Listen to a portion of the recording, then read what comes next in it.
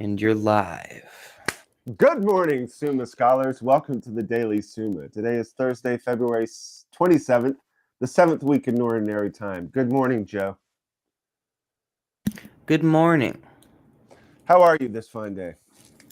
Good. About to have a little pipe in my office and listen to some Summa.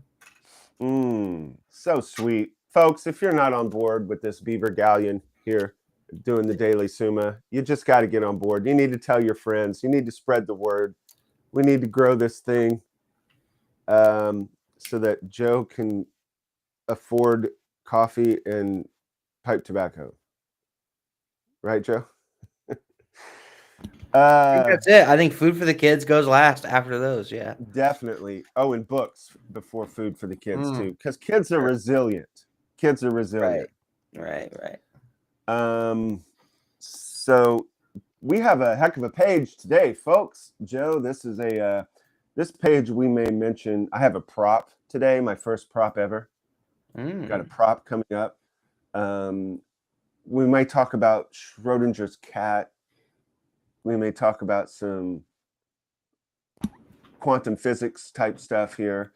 We're getting into magnitude and multitude. We dealt with magnitude yesterday. Magnus Carlsen, or one of the characters in my D&D game, Magnus Bolter. But we're also going to talk about multitude today. Multitudes. But you know what, Joe? I want to talk about goals, friend. Okay. You said that we should have certain goals for Daily Summa, and I agree. Well, I don't really, but I'm going with it because I understand that that's an important thing. I don't have any emotional connection with that kind of thing. Yeah, I mean, I agree. Yeah. But I do see, and I know that people who do things in the world, they have goals. There's like books about it and stuff. If you go into a bookstore, if you go into Barnes and Nobles, there's like, hey, do stuff in the world with goals, Right. Myself, I've never been much that kind of. My goals are not of this earth. I have goals that ye know not of. So yeah, in the monastery, I didn't really have a bunch of exterior goals. I woke up in the morning, I went to the garden meeting. They said dig this hole all day, and I took the shovel and I dug the hole all day. But I did start making certain goals for writing the novel and all that stuff. So I see that goals are important. When I was in the band, Sideshow Trance, I never passed out a flyer. My whole years of life as a musician, never passed out a flyer. That's not what I'm doing. But I understand it's important. So I thought of a goal that can really be motivating. Okay. My first goal, and we don't have to share this as a business group, me and you. Right. We don't have to share this. But I think my first goal is simply this: to beat Mother Natalia in her podcast. Okay. If I can get either more watches, more subscriptions, more viewers than Mother Natalia. Now, this is tricky because she's a woman and she's clever. So as soon now, just like with that air hockey thing, where she got the first one, like she was in it. There was palpable tension in the room when we both stepped up to the air hockey table, because it was like, okay, we're doing this. It's me and you. I know that it's Craig. You know that it's Mother Natalia. I know that it's Mother Natalia. She knows it's Craig. And we're looking at each other, eye of the tiger. There's something at stake here. And so she's really trying, and she gets the first one and she walks away. So she's super competitive, but when she realizes, classic trick of our sisters, when she realizes it's hopeless, then we do the judo flip to, well, if that's important to you, like if being the best is important to you, you little silly man. You know what I mean? They do the flip, and then they do it without it's a magic. I really admire it. It's magical. It's like that person that was competitive 8 seconds ago, that person doesn't exist anymore in their emotions. They're completely committed to this new person who doesn't care about winning, I mean, completely committed. It's like Ingrid Bergman. It's like Jennifer Garner. It's like acting ability astounding. What? I don't care about, oh, you have to be the best? That's cute. So I'm saying it's very it's very tricky here. But I think just for me, because I don't need to worry about the two characters and her and what I don't need to worry about that. This is just for me. If I can, but it's kind of lackluster because I don't really care. I just legitimately don't really care. But what I would enjoy is if I could see that 8-second transition part and see that she does care. Like if she cared a little bit and it annoyed her, or at least it annoys her that I'm saying something, all that's sweet. That's enough fruit. That's enough little fruit for my labors. That's enough of a harvest for my labors. Other than that, I don't know what kind of goals, Okay. The main goal is cheese on the Whataburgers, man. People, we need to grow this thing. We need to get enough money so that I can have cheese on my Whataburgers and Joe can feed those babies. Maybe even one day I get a wife, and she starts, I was going to say shooting out babies, but I guess that sounds, what do you say? What's an honorific way to say? She starts bringing new life into the world. Yeah, that's good. That's good. They'll like that. And right. And then I have to take care, I have to put food in their face. You know what I mean? Right. So before that can happen, you have to purchase the food. So the point is join locals, give money, tell people about it, or else, there's not much. It's a good thing to teach about Thomas, but there's too many moving parts and time taken to do this little show. Right.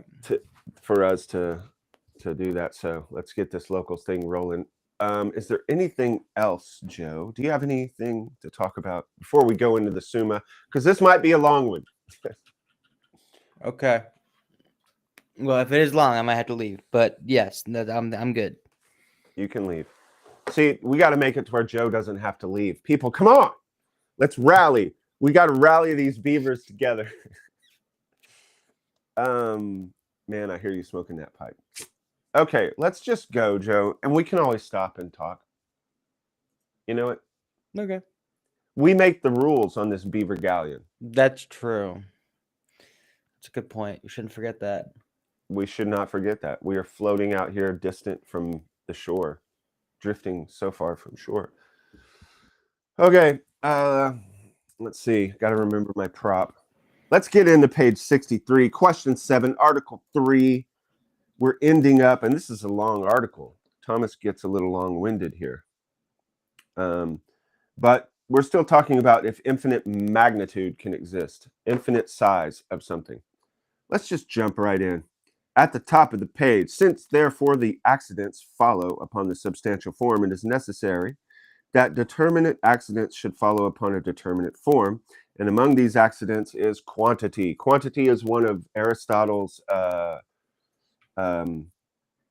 categories, or as Thomas a few pages back just out of nowhere said, predicaments. One of the 10 predicaments. And then we don't hear that again. I wonder if he's going to use it again. Just drops the term predicaments on us. But anyway, Aristotle's 10 categories. One of them is quantity. So when you see forms in this world, anything, remember a form is anything that's formed. A star has a form. Some are big, some are smaller. The cup has a form. The dog has a form. It's simple stuff, guys, but the conclusions are not simple and they're vast. Everything has a form. And that form has accidents, what you see with the things your senses perceive, that have quantity. That's where Thomas is getting him. He's getting him, showing that magnitude can't be eternal. So every natural body has a greater or smaller determinate quantity. So greater or smaller sounds not like eternal language, does it, Joe? Greater and smaller sounds like finite language, as Right. indeed it is. Hence, it is impossible for a natural body to be infinite. The same appears from movement, because every natural body has some natural movement, whereas an infinite body could not have any natural movement, neither direct, because nothing moves naturally by a direct movement unless it is out of its place. And this could not happen to an infinite body, for it would occupy every place, and thus every place would be indifferentially its own place. Okay, so right now we've got something interesting. Essentially, now, guys, this should be common sense. If you have an infinite amount of matter, that thing will take up all space. There's no more space. It's just this eternal block of whatever that thing is, if it's infinite.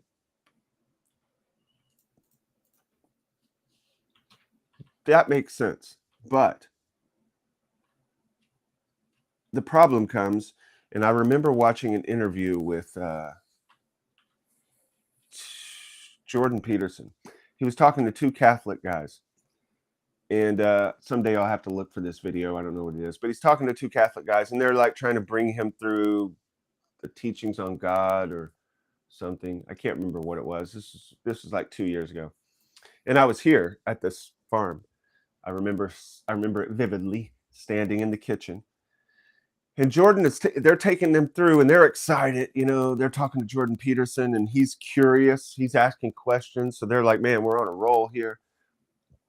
And then suddenly Jordan says, well, wait, how could it be that God has eternal knowledge and act for everything? Because then everything would just be frozen. What's his life like? And it was a beautiful moment because Jordan Peterson's mind follows all the logical connections correctly. Like, I think they were maybe taking him through Thomas's five proofs or something. I don't know. But he got to this point where he said, but if that's true, then there's nothing happening in God. God's just like frozen. That's such an important point to come to in your heart and mind as we meditate on the presence of God in our lives. Because the mistake Jordan's making, which we all make, and is an easy one to make, is he's applying material dynamics to the eternal first cause. That's why theologians say God is wholly other. Once you get to the realization of what this initial cause is and what it must be, you start to realize this thing is different than all of us. Like, everything we know and see in the world, whatever caused all this stuff, is kind of different. It's a shtickle different. What's funny to me is if you use the word alien, like if you tell people aliens, you're writing an alien book, or somebody believes an alien and they were abducted by aliens. If you tell them, oh no, they work on a completely different level than us. They have a completely different communication area. Their bodies can pop in and out of existence. Everybody's like, okay, yeah, I get it. I totally get it. They're different. And they're so open. Their hearts are so open to hear how are they different and what's going on with the aliens. But if you take those exact same dynamics, like even the atheists, like famously Dawkins or Hitchens, whichever one it was, in that interview where he says, maybe the aliens planted our universe. You know what I'm talking about, Joe? Kind of. Yeah, I've heard of this kind of It's a thing. very famous interview because it was a big capitulation on the part of a very famous atheist of what's going on under the surface that most people don't know. There's a lot going on with the the way genes work, and also not your Levi's, but genes in your body, they have very complex code written into them. Bill Gates said the code written into the genes is more complex than any computer code than we've ever developed. And then there's another part that's very important as far as design. A lot of people, when they hear, oh, there's so much design in the universe, there must be a God. And then someone will give an example like, if we travel to another planet and then we see design, then we think somebody made it. So why don't you see design here and think God made it, that kind of thing. And there's a lot that could be said about this, and it would drag this teaching in this page down too far. But the main point that the design is not that something has happened that's so tremendously unlikely. Like you see those TikTok, I don't watch TikTok, but you see them on YouTube or whatever. These guys and gals that'll throw like cards, like playing cards, and they'll stick inside of a paper clip or something, you know what I'm talking about, Joe? I love those things. Yeah, I love those things. Me too. So the idea is not that you arrive on this other planet and you look and all these space debris have popped perfectly into these little slots. And then you say, the theist says, see, there must be an intelligent person throwing these cards because they're sticking perfectly in. And then the atheist says, no. There's so many of them flying that eventually some of them are going to stick. That's not, I repeat, that is not what's being said. The point of the design and the things that are happening in the genes and all that is a different kind of unlikelihood. It's a unlikelihood with purpose. Let's say you go into a galleon, a beaver galleon perhaps, and you see that there's a big wheel that's turned sideways, and the wheel has rope attached to it. And you look underneath, and this wheel connects to something under the ship, and it has an inclined plane that goes in a curly-Q motion, like a screw and a bolt. And it fits into this other thing. And then you realize these two things are perfectly matched so that they fit within each other. And not only that, they're perfectly matched to make this rope wind so that the rope is gathered back in and the mast can go up and move back and forth. You see that this thing is designed for a purpose. That's what we find that's so disturbing here on Earth, in the genes and everything else. It's not that you're finding a card stuck in a little slot that's very unlikely to hit that mark. It's that the unlikely things are shaped and formed in a way that they depend on one another to carry out this other purpose that's very clearly thought through ahead of time. That's what we're finding on Earth, in the genes, in the way the universe runs. And that's why this famous atheist said, well, maybe aliens did it. It's a big capitulation to the fact that there is pre-thought out, purposeful design in the whole of the creation. And that's why it was such a big, you can picture a big stronghold on a board game falling. Once he made that announcement, maybe aliens did it, he's saying to everyone who doesn't sit and study all these things, he could have just said, no, there's not that much design. He could have just lied. Right. But he's not. He's not. Most all scientists, of course, atheist scientists, they're honest. They're truly trying to find the truth. That's the thing that annoys me sometimes, hearing Christians. They talk like they're just snidely whiplash, diabolic, evil people twisting their mustache and trying to kill God. No, they legitimately are trying to find the truth. They've just been deceived by a tricky little devil, old Slewfoot. They've come to believe things that aren't true, and they've held to those beliefs. Of course, that's what they say we do too. Anyway, It's a long, drawn-out argument, but the point is that, coming back to Thomas and science and Schrodinger's cat and all these things we'll get into in this page, if you have an eternal something that's matter, then it keeps on going and it fills all space. Therefore, there would be nothing but that. But to the Jordan Peterson thing, he was understanding this proofs of the existence of God and the nature of God in that same kind of material way. A piece of clay that was eternal would fill all things and nothing could move and nothing could function. It would just be a cold, still block of clay, and that's all that would exist, and we would not be having this conversation if clay was eternal.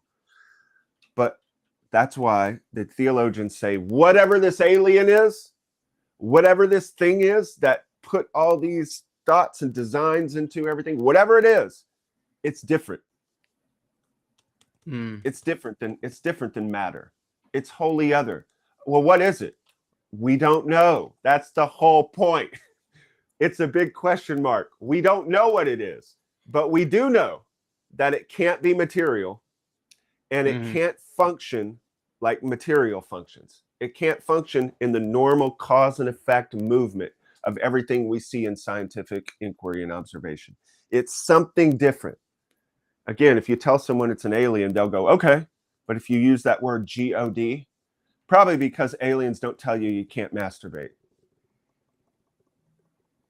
I mean, Yeah, let's get to the root of the problem here. Yeah. Aliens aren't telling you can't masturbate. You got to give your money to the poor. You've got to help. You have to carry the cross. Jews, God gave Jews the land of Israel. Aliens aren't saying that shit. So people are like, okay, yeah, I'll go for the alien thing. But this God thing, very dangerous, very dangerous, very dangerous. All right, let's move on. Neither could it move circularly. We're talking about matter, magnitude. It can't move circularly for as much as motion requires that one part of the body is necessarily transferred to a place occupied by another part. And this could not happen as regards an infinite circular body, for if two lines be drawn from the center, the farther they extend from the center, the farther they are from each other. Therefore, if a body were infinite, the lines would be infinitely distant from each other, and thus one could never occupy the place belonging to the other. It must occupy the place belonging to the other if it's infinite. They have to be together. Also, if you have a line moving in a circle, it goes from this place to tick, tick, tick. So as it moves here, it leaves there. And to be infinite, it has to be here and there. So matter can't be infinite. It's all he's trying to say. And he's going through a lot of complex ways to say it, because remember, folks, this is not trying to teach you some data point so you can go out and do and accomplish something and get this or that. This is a meditation on the presence of God, as says Father James Brent. This is, do not listen to this just with your mind, but with your heart, and contemplate these things that are somewhat obvious, but you don't sit around thinking about them. It can't be matter. And so you look up and you go, what is it? That's the perfect place to be in. When God wanted to hand over mystery and truth and draw the people of Israel to himself, he took them out in the desert, first of all, as we're approaching Lent and about to go out in the desert. And then he gave them bread. But what was the nature of the bread? It was manna. What is manna in Hebrew? In Hebrew, the word manna is mahana. And that means, that little phrase, mahana, is, what is it? What is it? Contemplate that. When God reveals, he takes Israel out through great wonders from the land of Egypt, from their persecutors who had them in slavery, and he creates a wondrous miracle of splitting the Red Sea, moves them through, takes them out into the desert, and then he begins to feed them, and he feeds them with bread, a Eucharistic remiss, foreshadowing. But that bread is called, what is it? Not, look, here's the answer. The name of the bread isn't, here's the answer. I brought you out into the desert to finally show you the answer, the truth that everyone's been wanting to find. And I, God, am going to reveal it to you Jews so you can be special people above everybody else. Here, take this bread. It's called, here's the answer. There's a famous story of John Lennon going into a museum, and there was a big ladder set up. It was like a modern museum, modern art, and there was performance art and all these things that were happening in the 60s, maybe 70s. I don't know when it happened. This story I'm telling you. But what you're supposed to do is interact with the art piece. And you're supposed to walk up that ladder and look in this special, by that you can put your head in this thing and see something that everybody down there can't see. So you're like ascending and you come to see a mystery. So Lennon goes up the stairs, and what it said, if I remember right, was yes, Y-E-S. And so Lennon came down and he said, I love that. If it had said no, I would be upset or whatever. And then the other reference for that with John Lennon is he's with this yogi. There was this time in the 60s, maybe early 70s, where they started following around this Hindu yogi or whatever they're called. And they're hoping to find some answers from this guy.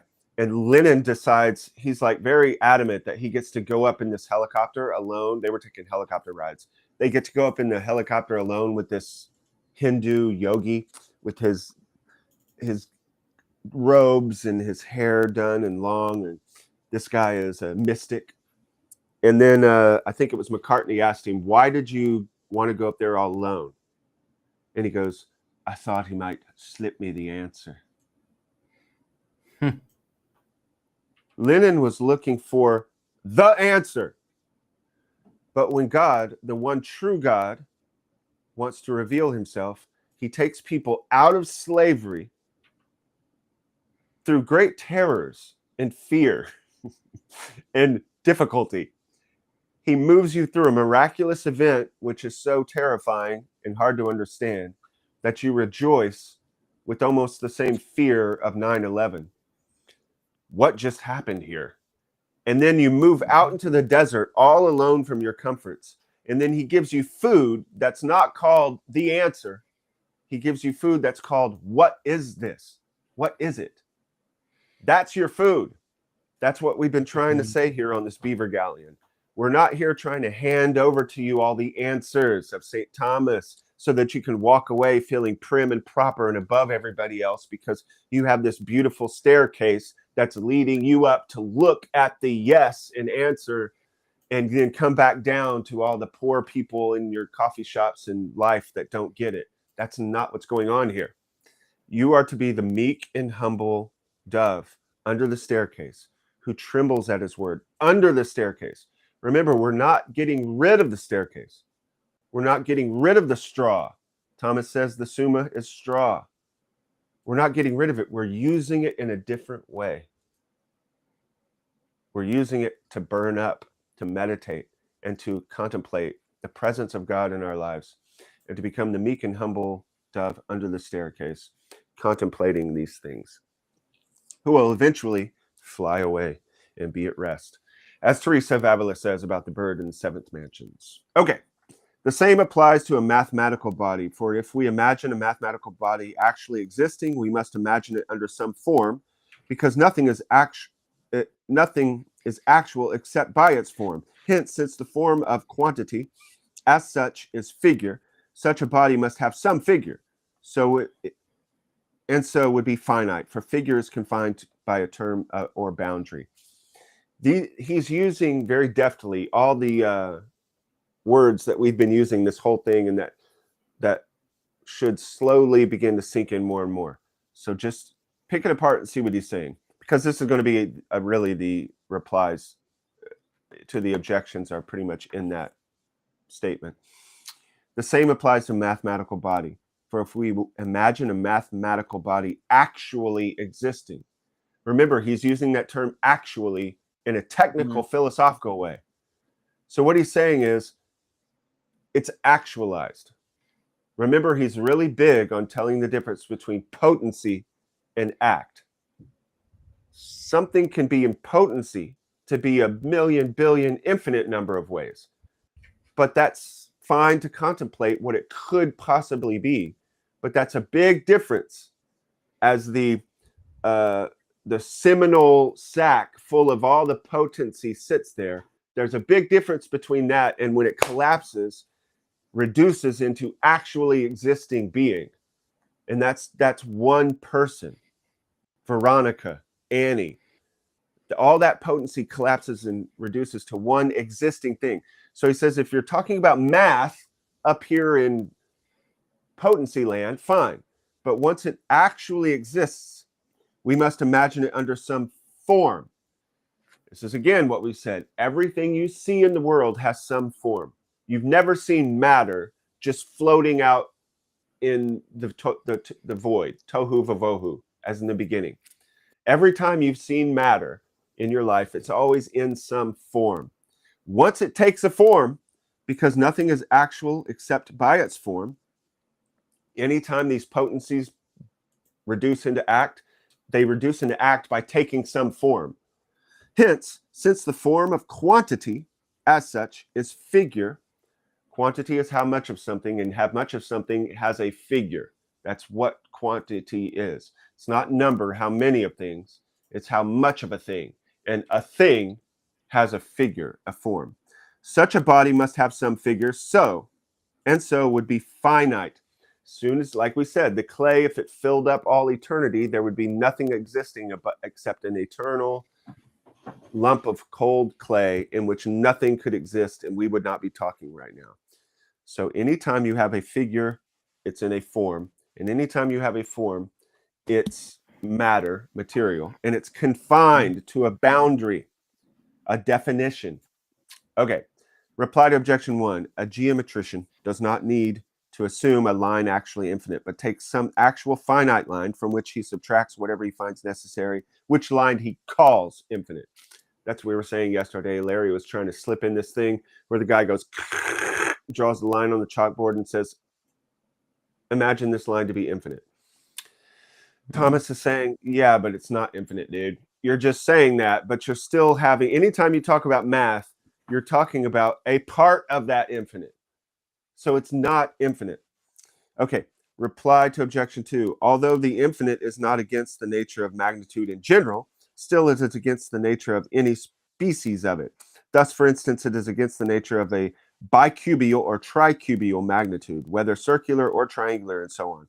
Now, and by the way, I looked up bicubial and tricubial. Apparently, the term bicubial has been used in software or computer science.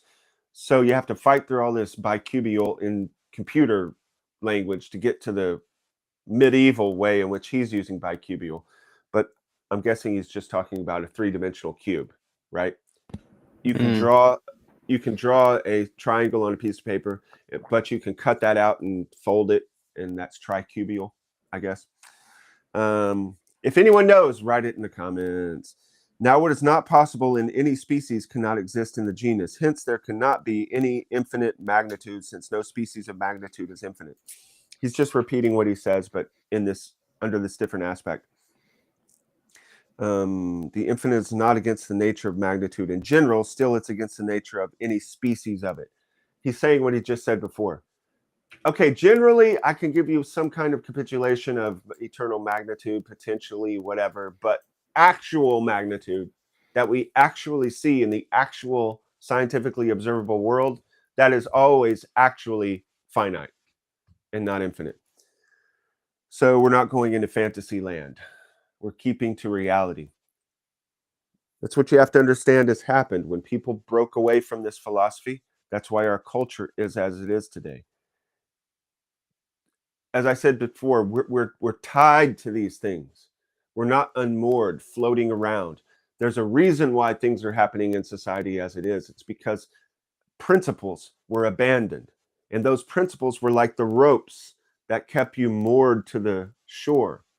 Or they were like the ropes that keep the mast up and the wind being collected in it. Once you break those philosophical principles, then it goes off and you can no longer capture the wind. And one of the main principles of Thomas is what you see in reality is actually what is.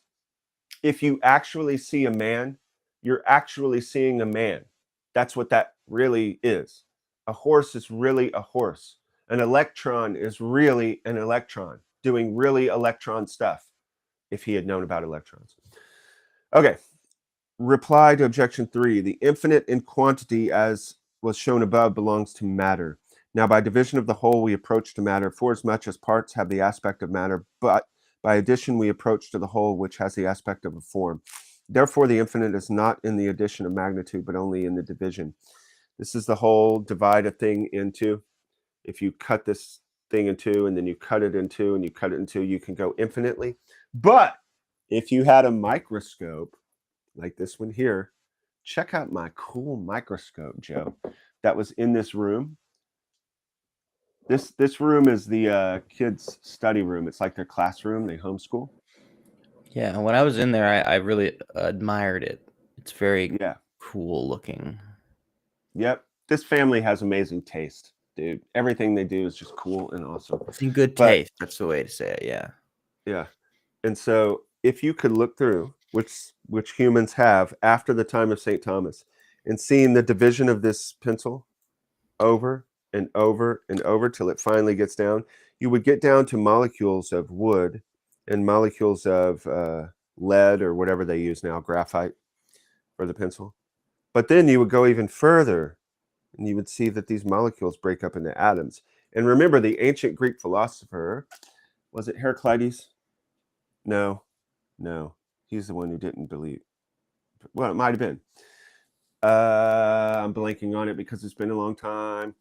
The ancient Greek philosopher who said that everything goes down to just little pieces, and he called them atomoi, or cut, I think is what atomoi is the point of it. If you cut something enough, you'll get down to the smallest little piece of everything. And that's what they all thought. They thought if we look down far enough, you'll get down to that final little smallest chunk of what the world is. Isn't that fun, Joe? Back then, they just could believe that. What a wonderful time to be an atheist. Back when you could just believe, in the steady state universe. I just believe matter's always existed. Or you could just believe that there were little atoms, little pieces. You could just believe it. That was like slick times to be an atheist, dude. Back in the 1800s, those were good times for atheism, man. That's why it, took off so well, because you don't know shit, But once you know some shit, sorry to keep using the word shit, but I'm just trying to get some base language to stress what's going on here and the importance of it. Now they look through the microscope and they see, no, actually, there are no little parts. Even when they use in quantum physics, when they use the word quantum particles, they're not particles. To me, that's shifty language.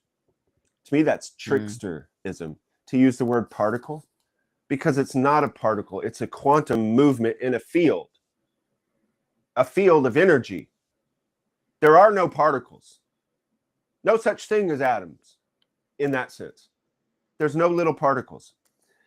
That's why Schrodinger's cat is so amazing. They're trying to show you what, in the modern scientific real revelation, which God has beautifully given as he begins to reveal himself and draw people back to himself using the science that he created through humans.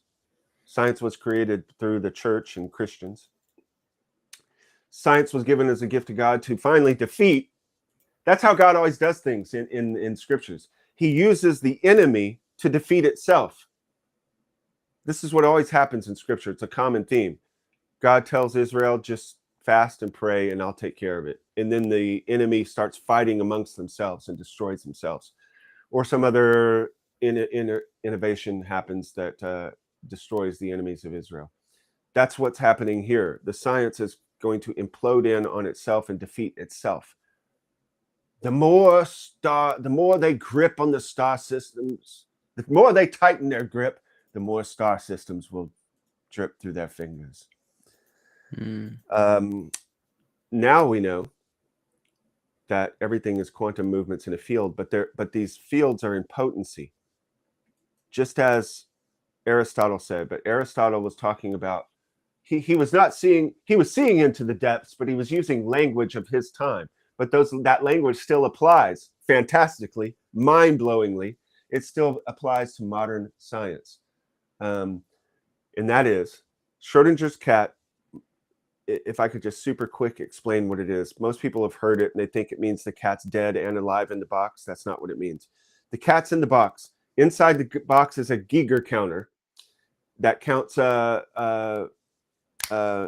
radiation, and then there's a little hammer that's connected to the Geiger counter, and then there's a little glass vial, and in the glass vial is poisonous gas.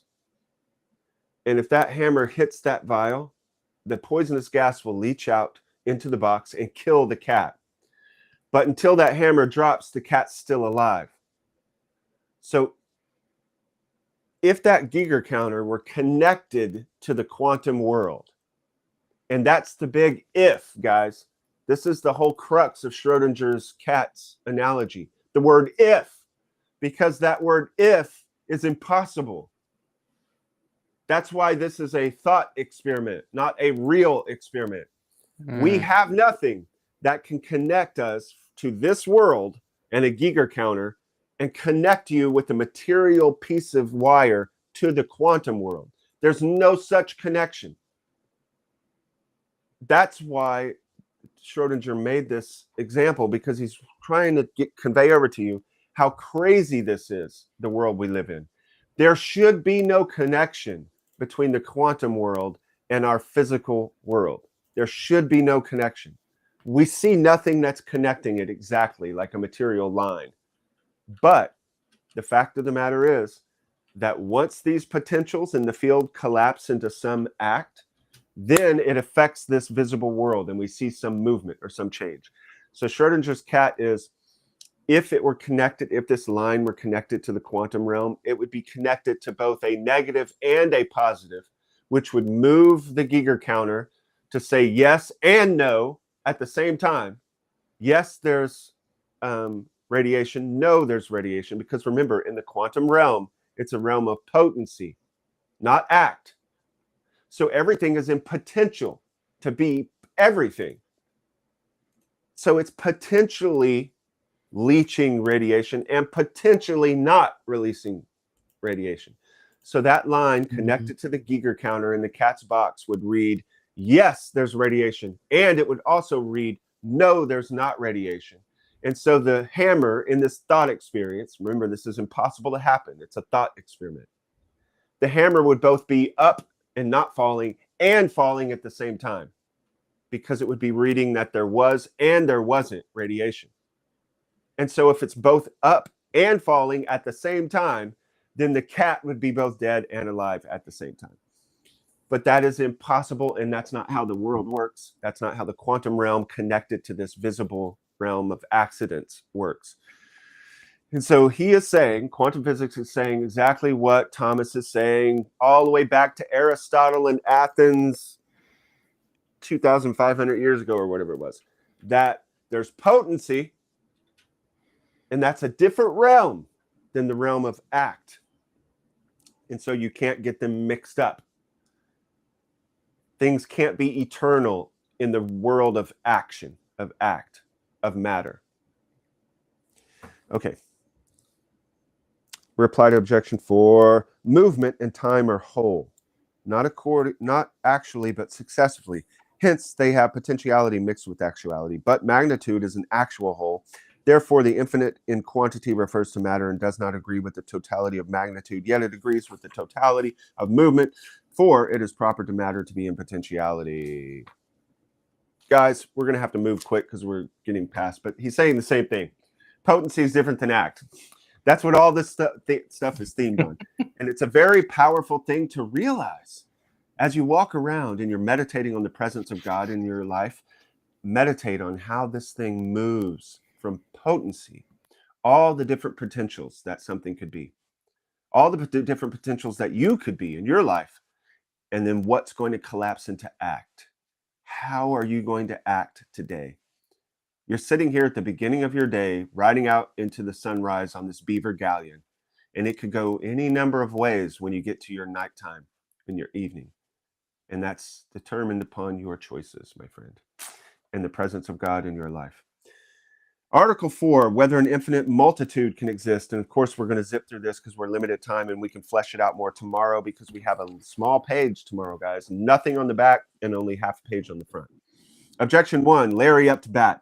It seems that an actually infinite multitude is possible, for it is not. Of course, it's not, Larry. For it is not impossible for a potentiality to be made actual, but number can be multiplied to infinity. Therefore, it is possible for an infinite multitude actually to exist. Okay, Larry, you can move things to infinity in your mind. Of course, that's what Thomas is going to say.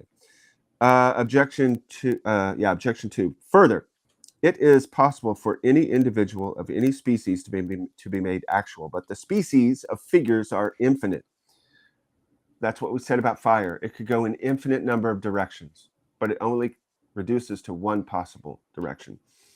A stone can be turned into any infinite number of statues, but once it's actualized, it's Michelangelo's David, and that's what it is. And the number and the amount of stone is finite. Therefore, an infinite number of actual figures is possible. He's doing that same thing again, Ralph. Objection 3 from Shimon. Further, things not opposed to each other do not obstruct each other. But supposing a multitude of things to exist, there can still be many others not opposed to them. Therefore, it is not impossible for others also to coexist with them, and so on to infinitude. Therefore, an actual finite, infinite number of things is possible. Thomas is going to hit all that tomorrow, and you'll see how short his replies are because it's kind of already explained in the I answer that. On the contrary, it is written, Thou hast ordered all things in measure and number and weight. Book of Wisdom. All right, let's finish this page. I answer that a twofold opinion exists on this subject. Oh, we have a Milchoikus. We have a disagreement, Joe. Some, as Avicenna and Algazel, said that it was impossible. They said, Avicenna said that it was impossible for an actually infinite multitude to exist absolutely, but that an accidentally infinite multitude was not impossible. Okay, so again, it's important that we just to acknowledge we have disagreements. That's where the interesting stuff is. When you have scientists disagreeing, now we can come and find some deeper level of truth.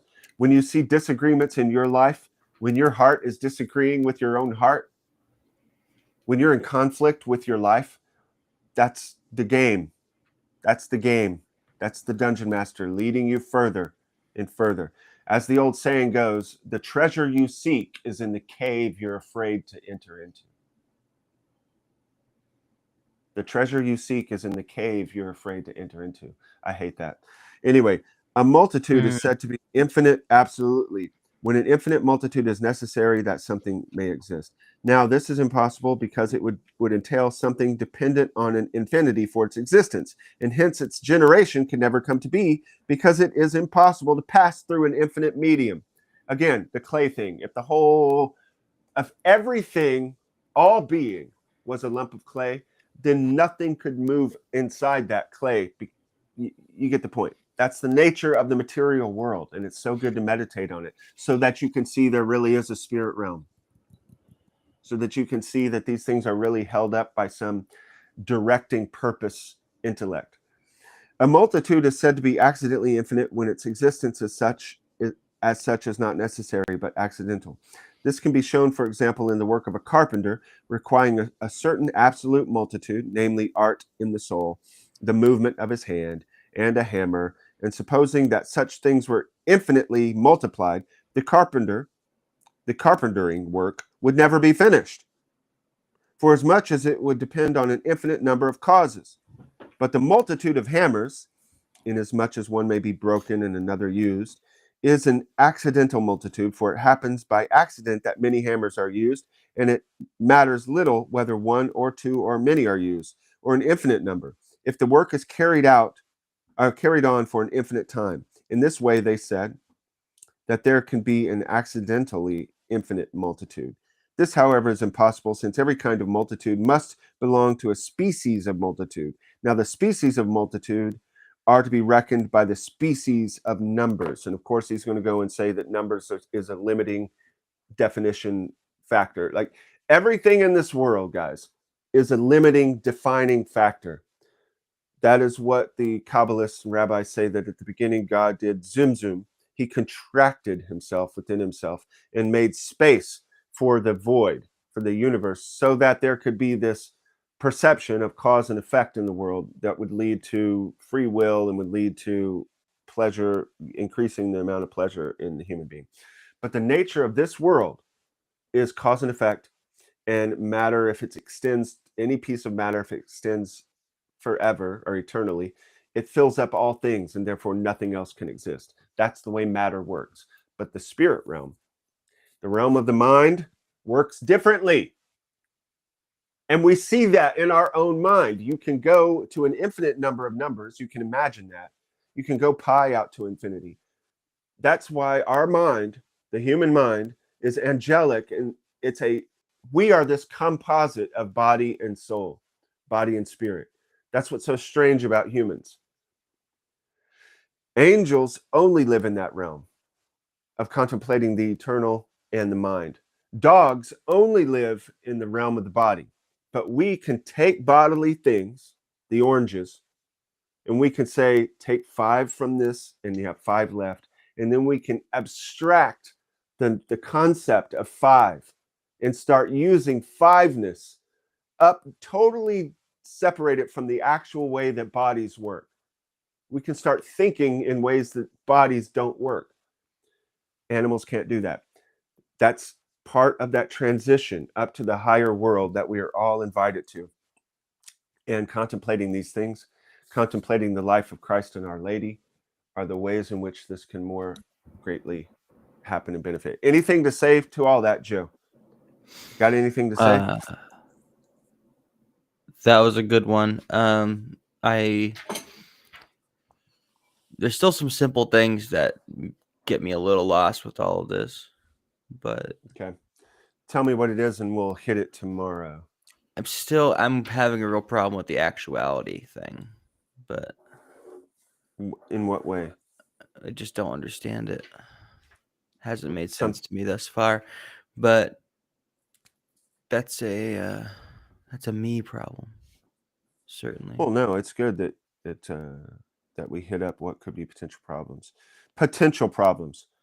See, these are potential problems, but they are actually a problem with you. But they're potentially a problem with all these other people, and actually a problem with some of them. Everything in the world is potency and act.